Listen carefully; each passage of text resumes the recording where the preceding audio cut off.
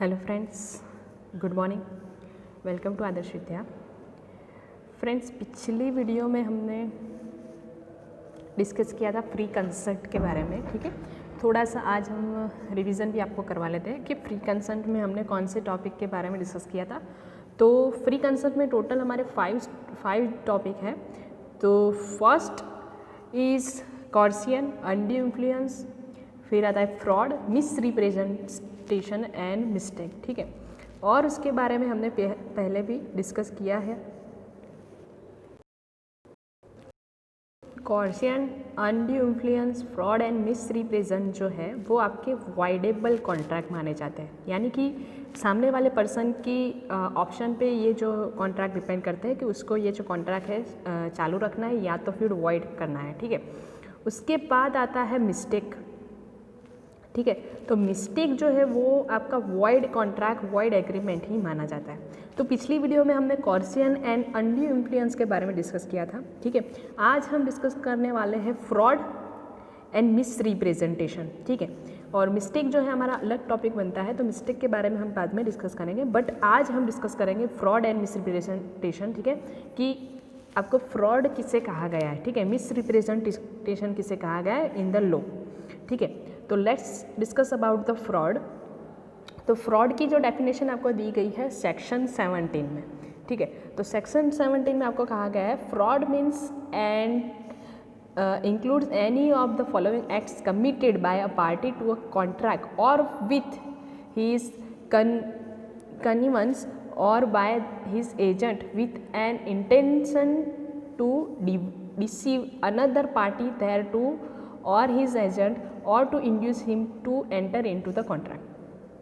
ठीक है, और इसमें आपको जो भी द सजेशन आपको दिए गए, the suggestion as a fact of that which is not true by one who does not believe is to be true. ठीक है, और सेकंड दिया गया the active concealment of a fact by one having knowledge और belief of the act, a promise made without any intention of performing it, any other act fitted to deceive, any such act or omission as the law specially declares to be for fraudulent effect of fraud upon validity of a contract। ठीक है, ये आपको effect दी गई है, but उसके आपको 5 जो है एलिमेंट्स दिए गए हैं कि किससे फ्रॉड कहा गया है। तो फर्स्ट फ्रॉड तो आता है किस तरह से, तो देखिए कि अगर कोई पर्सन जो है intent to deceive another party, ठीक है, उसका जो इंटेंशन है वो दूसरी पार्टी को एक नुकसान पहुंचाने के लिए वो एक्ट कर रहा है। ठीक है, उसका जो भी इंटेंशन है, ठीक है, मान लीजिए कि उससे कोई ऐसी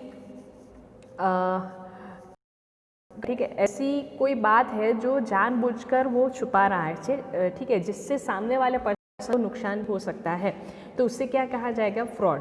ठीक है, इसमें आपको कहा गया है as a fact of that which is not true but by one who does not believe it be true.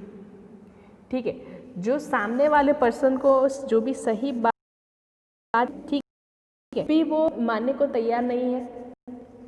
ठीक है, यानी कि फ्रॉड का मतलब क्या होता है कि आपका इंटेंशन जो है सामने वाले पर्सन को डिसीव करने का होता है। ठीक है, आप कुछ सच जो है सामने वाले पर्सन से छुपा रहे हैं। ठीक है, मान लीजिए कि ए और बी के बीच में एक कॉन्ट्रैक्ट होता है कि एक हॉर्स जो है बी को सेल करना है। ठीक है, अब बी को पता होता है कि ये जो हॉर्स है वो क्या है, इल है, ठीक है, बीमार है, बट उससे क्या होता है कि उसे सामने वाले पर्सन को बताना पड़ता है, बट ऐसा कुछ इंटेंशन है उसका कि सामने वाले पर्सन को कुछ नुकसान पहुंचाना है, तो वो क्या आ जाता है, फ्रॉड में आ जाता है। ठीक है, concealment of a fact by one having knowledge और बिलीफ ऑफ दैट फैक्ट। ठीक है, उसके बाद है promise made without any intention of performing it. ठीक है, कुछ ऐसे प्रॉमिस भी होते हैं जिसका इंटेंशन जो होता है वो परफॉर्म करना उसका नहीं होता है, फिर भी वो प्रॉमिस कर रहा है, तो वो भी आ जाएगा फ्रॉड में। ठीक है, एक्ट फिटेड टू डिसीव। ठीक है, उसका जो भी एक्ट हो रहा है वो इसका इंटेंशन क्या होना चाहिए, डिसीव का होना चाहिए। ठीक है, सामने वाले पर्सन का जो है इंटेंशन नुकसान करने का होना चाहिए। ठीक है, any such act or omission as the law specifically declares to be fraudulent. ठीक है, कोई भी ऐसा एक्ट जो वो कर रहा है वो लॉ के दौरान वो क्या होता है, फ्रॉड अगर डिक्लेयर हो रहा है, तो अगर ऐसा कोई भी एक्ट वो कर रहा है तो वो क्या हो जाएगा, फ्रॉड में आता है। ठीक है, तो फर्स्ट उसका जो आप फ्रॉड मतलब क्या होता है, fraud means includes any of the following acts committed by a party to a contract or with his convenience or by his agent. ठीक है, एजेंट के द्वारा थ्रू भी ये हो सकता है, with an intent to deceive another party thereto or his agent, यानी कि किसी पार्टी को अगर आपका इंटेंशन जो है रिसीव करना है तो वो क्या कहलाएगा, फ्रॉड। ठीक है, तो आज आप जानबूझकर कोई भी ऐसा एक्ट कर रहे हैं जिसके सामने वाले को नुकसान हो रहा है तो वो क्या आता है, फ्रॉड में। ठीक है, तो इसके इफ़ेक्ट आपको दिए गए हैं। तो when the consent to an agreement in caused by the fraud, the contract is voidable at option of the party defrauded and he has the following remedies। ठीक है, यानी कि आपको पहले भी बाजार हमारे हैं वो वॉइडेबल माने जाते हैं, यानी कि आपको सामने वाली पार्टी के ऑप्शन पर है कि उससे कॉन्ट्रैक्ट जो है चालू रखना है या तो फिर वॉइड मानना है। ठीक है, उसके बाद आपको कहा गया है कि he can rescind the contract within a reasonable time, या फिर ये जो कॉन्ट्रैक्ट है वो रिस्काइंड कर सकता है। He can sue for damages, अपने जो भी उससे अगर नुकसान होता है तो उसके लिए वो कोर्ट में केस भी कर सकता है। He can insist on the performance of the contract on the condition he shall be put in the position in which he would have been had the representation made been true। ठीक है, वो जो भी contract में condition रखी गई थी, ठीक है, उससे जो भी रिप्रेजेंट था वो मानकर चलता है। ठीक है, उसकी वजह से उससे नुकसान हो रहा है तो वो क्या करेगा, वो कंडीशन जो है जो भी कॉन्ट्रैक्ट में वो अपनी तरीके से चालू भी कर सकता है। ठीक है, जो भी उसे रिप्रेजेंट किया गया है। ठीक है, तो जो भी फ्रॉड हुआ है उसके लिए वो रीजनेबल टाइम में कैंसिल भी कर सकता है, या तो फिर उसे डैमेज जो भी हुआ है उसके लिए वो सू भी कर सकता है, या तो फिर वो क्या करता है, रिप्रेजेंटेशन मेड बिन ट्रू जो भी है अपनी कंडीशन के हिसाब से वो पोजीशन जो है ट्रीट कर सकते हैं। ठीक है, उसके बाद इसका एनालिसिस क्या निकल के आता है, the following are the essential elements of the fraud. Fraud के लिए इसेंशियल एलिमेंट्स आपको दिए गए, देयर मस्ट बी रिप्रेजेंटेशन और assertion and it must be false, however silence में अमाउंट टू फ्रॉड और एक्टिव कंसल्टमेंट में अमाउंट टू फ्रॉड। ठीक है, इसमें देखिए आपको कहा गया है कि जो भी रिप्रेजेंट किया गया है वो गलत होना चाहिए। ठीक है, और साइलेंस को फ्रॉड नहीं माना गया है यहाँ पे। देखिए फॉर एग्जांपल अगर कोई गलत इन्फॉर्मेशन उसको दी गई है, मान लीजिए कि ए और बी में कॉन्ट्रैक्ट हो रहा है हॉर्स, अब इसमें क्या होता है कि ए की रिस्पॉन्सिबिलिटी बनती है कि हॉर्स को जो है ठीक तरह से उसको चेक करना है। ठीक है, अगर वो हॉर्स को चेक करे बिना ही ले लेता है, उसने सामने वाले पर्सन को पूछा ही नहीं कि हॉर्स जो है वो ठीक है या नहीं है। ठीक है, तो वो उसकी रिस्पॉन्सिबिलिटी बनती है कि हॉर्स को चेक करके ही उसको लेना है। ठीक है, तो वो अगर पीछे से कोई भी डैमेजेस होता है हॉर्स को, ठीक है, हॉर्स के लिए उसे जो भी डैमेजेस पे करने पड़ते हैं तो वो किसकी रिस्पॉन्सिबिलिटी बन जाती है, वो ए की बन जाती है। ठीक है, तो मियर silence is not a fraud. ठीक है, ये एग्जाम में आपका क्वेश्चन पूछा जाता है, मियर silence is not a fraud, यानी कि साइलेंस को फ्रॉड नहीं माना जाता है। अब मान लीजिए कि ए ने बी से पूछा था कि ये जो घोड़ा है, ये जो भी हॉर्स है वो सही कंडीशन में है या नहीं है। ठीक है, अब बी अगर जो हॉर्स है बीमार है फिर भी वो बता रहा है कि नहीं ये सही कंडीशन में है, तो बी ने क्या किया है, एक गलत इन्फॉर्मेशन रिप्रेजेंट की है। ठीक है, तो इसमें दोनों में फ़र्क होता है कि अगर गलत इन्फॉर्मेशन वो रिप्रेजेंट कर रहा है तो वो क्या हो जाएगा, फ्रॉड। बट ए की भी एक रिस्पॉन्सिबिलिटी बनती है कि उसको चेक करना है, अगर वो चेक करे बिना ही ले जाता है, ठीक है, तो सामने वाला पर्सन की कोई भी ऐसी रिस्पॉन्सिबिलिटी नहीं बनती है, उसे सामने से बताने की कोई भी ज़रूरत नहीं पड़ती। यानी कि मान लीजिए कि आप कोई भी स्टोर में जाते हैं सामान परचेस करने, तो वो आपकी रिस्पॉन्सिबिलिटी बनती है कि आपको सामान चेक करके ही लेना है। ठीक है। अगर आप चेक करें बिना वो सामान ले रहे तो जो भी डैमेजेस हो रहे हैं वो आपको पे करने पड़ेंगे, ठीक है। तो अगर आप पूछ रहे हैं सामने वाले से कि ये सही कंडीशन में है या नहीं, अगर वो गलत इन्फॉर्मेशन है तो वो एक फ्रॉड माना जाता है, ठीक है। तो साइलेंस को यहाँ पे क्या फ्रॉड नहीं माना गया है, ये आपको ध्यान में रखना है, ठीक है। फिर आता है the representation must be related to a fact, यानी कि जो भी रिप्रेजेंटेशन हुआ है वो फैक्ट ही होना चाहिए, ठीक है, जिसके वजह से आपने कॉन्ट्रैक्ट किया होना चाहिए। That would be made before the conclusion of the contract with the intention to induce the other party to act upon it, ठीक है। यानी कि जो भी मिसरिप्रेजेंटेशन हुआ है उसको आपने कंक्लूज़न निकाल के, ठीक है, वही कंक्लूज़न निकाल आपने कॉन्ट्रैक्ट किया होना चाहिए तो ही वो फ्रॉड माना जाता है, ठीक है। उसके बाद है द रिप्रेजेंटेशन और statement should be made with the knowledge of its falsity और without belief in its true और recklessly not caring whether it is true और फॉल्स, ठीक है। यानी कि आपको क्या करना है, द रिप्रेजेंटेशन और statement should be made with a knowledge of its falsity और without belief in its truth और recklessly not caring whether it is true और फॉल्स। एक तो आपकी हमने पहले भी बात की कि आपकी एक रिस्पॉन्सिबिलिटी बनती है कि आपको वो सामान जो है आप परचेस कर रहे हैं वो चेक करना चाहिए। अगर आपने चेक नहीं किया है तो वो आपकी रिस्पॉन्सिबिलिटी बन जाती है, आपको डैमेजेस पे करने पड़ते हैं, ठीक है। बट अगर आपने सामने वाले से पूछा है कि ये सही कंडीशन में है या नहीं है, तो वो अगर गलत रिप्रेजेंट करा है, ठीक है, आपकी नॉलेज अगर नहीं है इसके लिए, तो वो जो डैमेजेस हैं आप अगर सामने वाले से पूछ रहे हैं कि ये सही कंडीशन में है या नहीं है, अगर वो गलत इन्फॉर्मेशन रिप्रेजेंट करा है तो वो सामने वाले को आपको डैमेजेस पे करने पड़ेंगे, ठीक है। तो उसके बाद आता है the other party must have been induced to act upon the representation or ascertain, ठीक है। The other party must have relied upon the representation and must have been deceived and the other party acting on the representation must have consequently suffered a loss। यानी कि देखिए जिस भी party जिसको भी represent किया है उसने नुकसान जो है उसको होना चाहिए, ठीक है। जो भी रिप्रेजेंटेशन हुआ है उसकी वजह से उसको नुकसान हुआ होना चाहिए, ठीक है। उसके एक लॉस सफ़र होना चाहिए तो ही वो फ्रॉड में आता है, ठीक है। तो फ्रॉड का जो एनालिसिस है बहुत सारी कंडीशन है, उसमें इसेंशियल एलिमेंट्स आ जाते हैं कि जो भी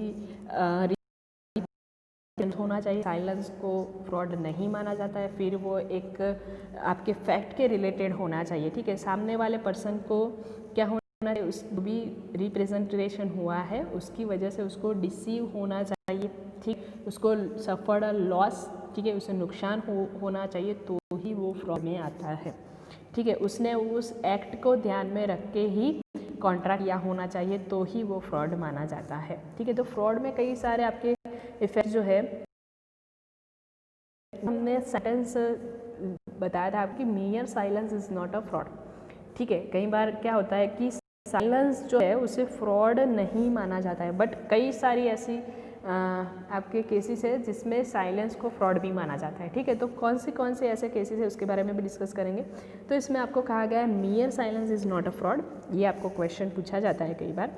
तो इसमें आपको कहा गया है कि a party to the contract is under no obligation to disclose the whole truth to the other party. एक आपका एक केस आपको दिया गया है कैविएट इम्पोर्टर, ठीक है। ये जो है रूल क्या करता है, क्या कहता है, देखिए, let the purchaser beware is the rule applicable to contract. There is no duty to speak in such cases and silence does not amount to fraud. Similarly, there is no duty to disclose facts which are within the knowledge of both the parties. यानी कि ये जो cavity importer जो है एक rules है, वो क्या कहता है कि कई बार क्या होता है कुछ केसेस में साइलेंस को जो है फ्रॉड नहीं माना जाता है क्योंकि परचेसर जो है वो बीवेयर होना चाहिए, ठीक है। परचेसर बीवेयर होना चाहिए, ये रूल्स ये कहता है, ठीक है, उसका मतलब क्रेडिट इम्पोर्टर का मतलब होता है लेट द परचेज बीवेयर, यानी कि जो भी परचेज कर रहा है उसको बीवेयर होना चाहिए, उसको सामान जो है वो चेक करके लेना चाहिए। अगर पीछे से कोई भी डैमेजेस निकल के आता है, नुकसान होता है, उसको खुद को भुगतना पड़ता है। तो बायर बीवेयर या तो फिर परचेसर बीवेयर जो है वो कैविट इम्पोर्टर का एक रूल्स है आपका, कि कई बार क्या होता है कि कुछ कॉन्ट्रैक्ट में अगर साइलेंस भी होता है तो भी वो फ्रॉड नहीं माना जाता, तो आपकी रिस्पॉन्सिबिलिटी बनती है, परचेसर की रिस्पॉन्सिबिलिटी बनती है कि जो भी वो परचेस कर रहा है वो उसे चेक करके लेना चाहिए। For example, H sold to W some pigs which were to his knowledge suffering from fever. ठीक है, एच ने डब्ल्यू को कई सारे पिग्स जो है उसने सेल किए हैं, बट उसको पता है कि वो फीवर में है। The pigs were sold with the faults and H did not disclose the fact of favor to W. Hell, there was no fraud. क्योंकि वो जो है एक फ्रॉड नहीं माना जाएगा, क्योंकि W की जो है रिस्पॉन्सिबिलिटी बनती है कि उससे चेक करके लेना चाहिए। ठीक, तो कई बार क्या होता है कि silence is not a fraud, अगर उसे चेक किए बिना ही वो ले रहा है तो जो भी रिस्पॉन्सिबिलिटी W की बन जाती है। ठीक है, तो अब साइलेंस कब फ्रॉड माना जाएगा? ठीक है, तो silence is fraud when duty of person to speak where the circumstances of the case are such that it is the duty of the person observing silence is silent to speak. For example, in contracts of unmervy fide, contracts of utmost good faith. ठीक है, यानी कि इसमें आपको कहा गया है कि कई बार क्या होता है कि साइलेंस इज़ फ्रॉड माना जाता है वो, बट कब माना जाएगा वो, कि जब भी आप जिसकी भी अगर ड्यूटी होती है, ठीक है, where the circumstances of the case are such that it is the duty of the person observing silence to speak. ठीक है, अगर किसी की भी ड्यूटी होती है कि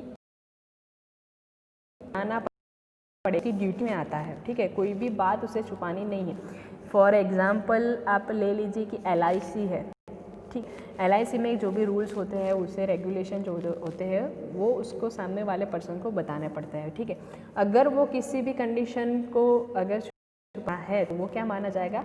फ्रॉड माना जाएगा। ठीक है, तो अगर किसी पर्सन की ड्यूटी बनती है कि उसे बताना ही पड़ेगा तो वो मेयर साइलेंस जो है वो क्या माना जाएगा? फ्रॉड माना जाएगा। ठीक है, उसके बाद आपको कई सारे ऐसे केसेस है जो इस रूल्स में आते हैं। तो एक तो फर्स्ट है फिड्यूसरी रिलेशनशिप, के फिड्यूसरी रिलेशनशिप के कारण अगर कोई एक्ट होता है ऐसा, तो वो भी एक क्या माना जाएगा? मियर साइलेंस जो है वो फ्रॉड मानी जाएगी। तो here the person is in home confidence is repose is under a duty to act with utmost good faith and make full disclosure of all material facts concerning the agreement known to him.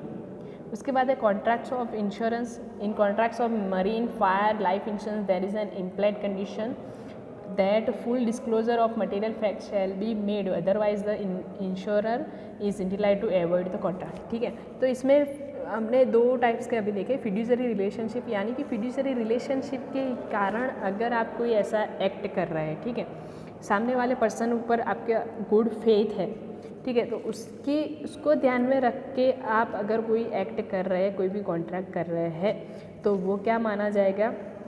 वो मियर silence जो है fraud मानी जाएगी, क्योंकि आपने सामने वाले person पे क्या रखा है? गुड फेथ रखा है। अगर पीछे से कोई भी डैमेजेस हो रहा है सामने वाले पर्सन पर, अगर आपने गुड फेथ रख के ऐसा कुछ एग्रीमेंट किया है तो वो फ्रॉड में आता है। फिर कॉन्ट्रैक्ट्स ऑफ इंश्योरेंस, अभी हमने बात की कि कॉन्ट्रैक्ट कोई भी हो इंश्योरेंस के, वो मरीन इंश्योरेंस है, फायर इंश्योरेंस है, लाइफ इंश्योरेंस है, तो सामने वाली पर्सन की ड्यूटी बनती है, उसे बताना पड़ता है, जो भी इंश्योरर है उसको जो भी कंडीशन है वो सारी उसको बतानी पड़ती है। अगर उसने कोई भी कंडीशन छुपाई है या तो फिर कोई ऐसी इम्पोर्टेंट बात है जो उसने छुपाई है, तो अगर सामने वाले पर्सन को, इंश्योरर को जो भी डैमेजेस हुए हैं, तो वो अगर वो जो है कॉन्ट्रैक्ट अवॉइड भी कर सकता है। उसके बाद है कॉन्ट्रैक्ट्स ऑफ मैरिज। ठीक है, मैरिज के कोई भी कॉन्ट्रैक्ट है वो सारे क्या होंगे, फ्रॉड में माने जाएंगे जब भी वो साइलेंस्ड होगा तब। तो इसमें आपको कहा गया every material fact must be disclose by the parties to a contract of marriage. ये एक रिलेशनशिप में ही आ गया है, ठीक है, कॉन्ट्रैक्ट फिड्यूसरी रिलेशनशिप है, कॉन्ट्रैक्ट ऑफ मैरिज है, फिर है कॉन्ट्रैक्ट, ठीक है। These contracts also require full disclosure of material facts with in the knowledge of the parties, ठीक है। फैमिली रिलेशनशिप के कारण अगर आप कोई भी कॉन्ट्रैक्ट कर रहे हैं तो वो भी क्या हो जाएगा, आपके फ्रॉड में आ जाएगा मियर साइलेंस।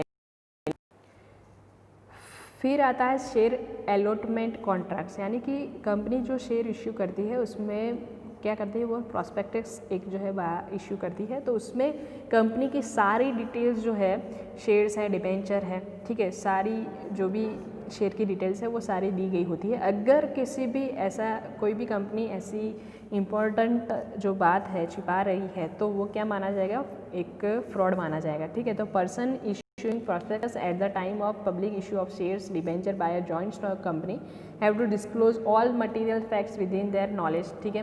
उस कंपनी की एक रिस्पॉन्सिबिलिटी बनती है कि उससे शेयर और डिबेंचर्स की सारी जो भी इंफॉर्मेशन है वो प्रॉस्पेक्टस में देनी है। अगर कोई कंपनी ऐसी बात छिपा रही है जिसको देखकर शेयर होल्डर्स जो है उसमें बन जाती है कि जो भी शेयर होल्डर्स को डैमेजेस हुआ है उसको पे करना पड़ेगा, ठीक है।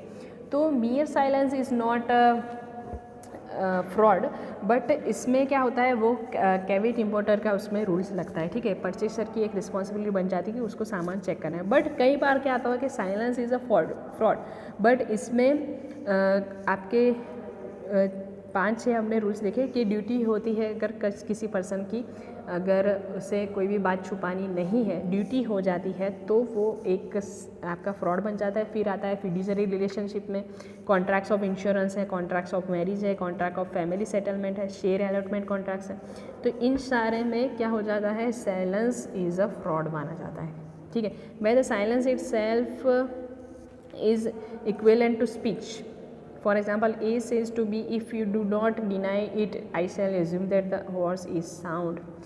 A says nothing, his silence amount to speech. यानी कि कई बार क्या होता है कि अगर किसी की साइलेंट को हम सही मान लेते हैं, ठीक है, यानी कि इसमें आपको एक एग्जांपल दिया गया है कि अगर A B को कहता है कि अगर तुमने if you do not deny it, अगर तुमने मना नहीं किया, I shall assume that the horse is sound, यानी कि अगर तुमने मना नहीं किया था तो मैं ये मान लूँगा कि हॉर्स जो है वो साउंड माइंड है, यानी कि हॉर्स जो है वो सही कंडीशन में है। ए कुछ भी नहीं बोला है, ही साइलेंस अमाउंट टू स्पीच, यानी कि उसकी साइलेंट जो है क्या मानेगी कि हाँ हॉर्स जो है साउंड माइंड है।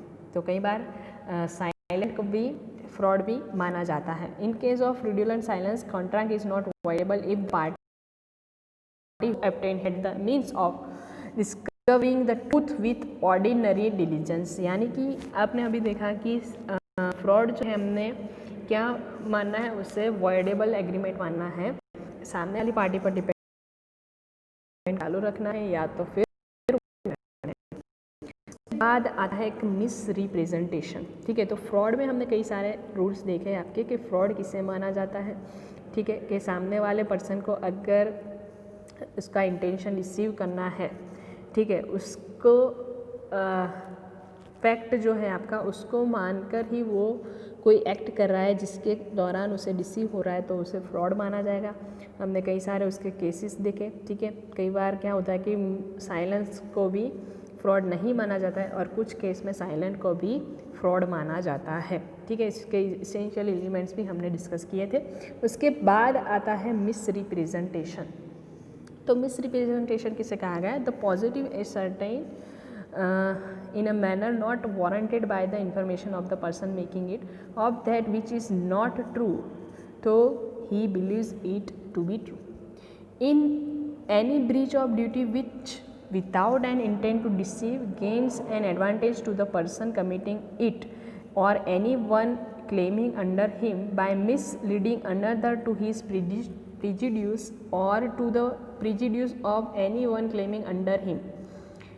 Number 3, causing however innocently a party to an agreement to make a mistake as to the substance of the thing which is the subject of the agreement. देखिए मिसरिप्रेजेंटेशन और fraud में थोड़ा सा difference है, ठीक है। इसमें क्या होता है कि जो भी पार्टी है उससे सच पता नहीं होता है, विच is not true though he believes it to be true, यानी कि उसे सच पता भी नहीं होता है फिर भी वो सच मान लेता है उसे। फॉर एग्ज़ाम्पल मान लीजिए कि हम एक एग्ज़ाम्पल लेते हैं कि उसे लग रहा है कि हॉर्स जो है सही कंडीशन में है, जबकि हॉर्स सही कंडीशन में नहीं है, फिर भी उसे लग रहा है और वो उसको सच मान के चल रहा है और सामने वाले को बता रहा है कि नहीं हॉर्स जो है सही कंडीशन में है, तो वो क्या हो जाएगा, मिस रिप्रेजेंटेशन, ठीक है। तो मिस रिप्रेजेंटेशन में और फ्रॉड में इतना फ़र्क होता है कि उसका इंटेंशन जो है सामने वाले पर्सन को डिसीव करना नहीं होता है, ठीक है। तो इसमें आपको which without an intent to deceive, ठीक है, without an intent to deceive, इसका जो इंटेंट होता है वो डिसीव करना नहीं है।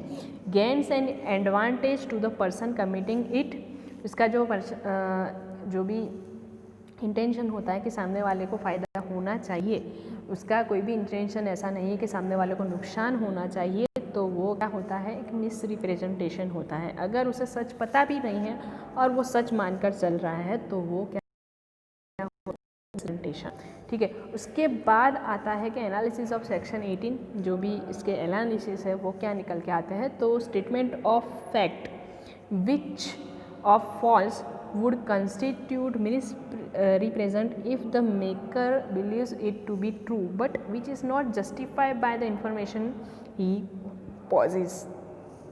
उसके बाद when there is a breach of duty by a person without any intention to deceive which brings an advantage to him, when a party cause even though done innocently the other party to be agreement to make a mistake as to the subject matter. यानी कि ये section जो कहता है कि सामने वाली party जो है, एक पार्टी दूसरी पार्टी को जो भी बातें बता रही है वो उसको लगता है कि ये सच है, जबकि वो सच होता नहीं है, तो वो एक मिस रिप्रेजेंटेशन में आ जाता है और उसका कोई भी ऐसा इंटेंशन नहीं होता है, ठीक है। इसमें आपको कहा गया है without any intention to deceive, ठीक है। उसने इनोसेंटली ही ये बात बताई है, उसने कोई भी उसका इंटेंशन डिसीव करना नहीं होता है, तो ही वो मिस रिप्रेजेंटेशन में आता है। अगर उसका इंटेंशन जो है डिसीव करना है तो वो फ्रॉड में माना जाएगा, ठीक है। For example A makes a positive statement to be that C will be made the director of a company, ठीक है। ए ने बी को कि सी जो है मैनेजिंग डायरेक्टर बनेगा कंपनी का, ठीक है। A makes on information derived not directly from C but from M, ठीक है। A जो है इसको इंफॉर्मेशन मिली है M से, ठीक है। तो B applies for shares on the faith of the statement which turns out to be false, ठीक है। अब B ने क्या किया है, उस स्टेटमेंट को सच मानकर वो उस कंपनी के उसने शेयर परचेज कर लिए, ठीक है।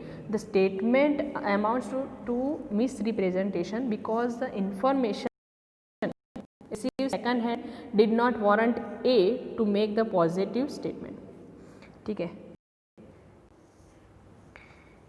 यानी कि कोई भी ऐसा स्टेटमेंट है जो सेकंड हैंड इंफॉर्मेशन मिल रही है,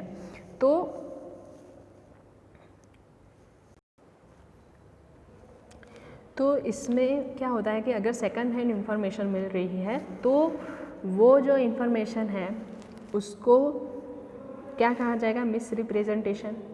क्योंकि इसमें क्या होता है कि ए ने क्या किया है, एम की बात को सच मानकर उसने बी को उसने इन्फॉर्मेशन दी है कि सी जो है मैनेजिंग डायरेक्टर बनने वाला है। क्योंकि उसने क्या किया, एम ने तो ऐसे ही अगर उसने बात की है वो सच है या नहीं, पर फिर भी ए सच मानकर बी को बता रहा है, तो वो क्या होता है, एक मिस रिप्रेजेंटेशन, क्योंकि उसका इंटेंशन जो है सामने वाले पर्सन को डिसीव करना नहीं है, ठीक है। तो फॉर एग्जांपल आपको दिया गया है, A believe the engine of his motorcycle to be in an excellent condition. A, without getting it checked in a workshop, told to B that the motorcycle was in excellent condition. On this statement, B bought the motorcycle whose engine proved to be defective. Here A statement is turns out be false, यानी कि एक दूसरा आपको example दिया है कि ए ने क्या किया है कि एक मोटरसाइकिल जो है उसने मान लिया है कि बिलीव दैट कि उसकी मोटरसाइकिल का जो इंजन है वो एक्सीलेंट कंडीशन में है, और उसने इन्फॉर्मेशन दी है बी को कि ये जो मोटरसाइकिल है वो एक्सीलेंट कंडीशन में है अगर आपको परचेस करनी हो। और बी क्या करता है कि उसकी जो मोटरसाइकिल है उसको चेक किए बिना ही एक ही बात मानकर ही उसने वो उस मोटरसाइकिल को परचेस किया है। और अगर में ऐसा हुआ है कि वो मोटरसाइकिल एक्सीलेंट कंडीशन में नहीं निकल रही है तो जो भी डैमेजेस हो रहा है वो किसको पे करना पड़ेगा, बी को, क्योंकि ए का भी इंटेंशन नहीं था कि उस सामने वाला जो है उसको डिसीव हो। तो मिस रिप्रेजेंटेशन भी आपका एक इम्पॉर्टेंट टॉपिक है कि फ्रॉड और मिस रिप्रेजेंटेशन में काफ़ी सारा जो है आपको डिफरेंस पता होना चाहिए दोनों में कि फ्रॉड, तभी हमने दोनों साथ में आपको टॉपिक लिए है कि फ्रॉड का मतलब होता है intention to deceive, but fraud क्या होता है कि सामने वाले पर्सन को सही बात पता है फिर भी वो गलत रिप्रेजेंट कर रहा है, ठीक है। बट मिस रिप्रेजेंटेशन में क्या होता है कि सामने वाला पर्सन को बात का पता नहीं है, ठीक है, सच का पता नहीं है, फिर भी उस बात को वो सच मानकर चल रहा है और सामने वाले को उसका इंटेंशन जो है डिसीव करना नहीं होता है फिर भी वो रिप्रेजेंट कर रहा है, तो उसे मिस रिप्रेजेंटेशन कहा जाता है, ठीक है। तो आज हमने दो टॉपिक जो है क्लियर किए आपको, फ्रॉड एंड सेकंड है मिस रिप्रेजेंटेशन। मिस्टेक जो है वो हम नेक्स्ट वीडियो लेक्चर में अपलोड करेंगे, ठीक है। अगर आपको इसमें कोई भी कन्फ्यूज़न है तो आप कमेंट करके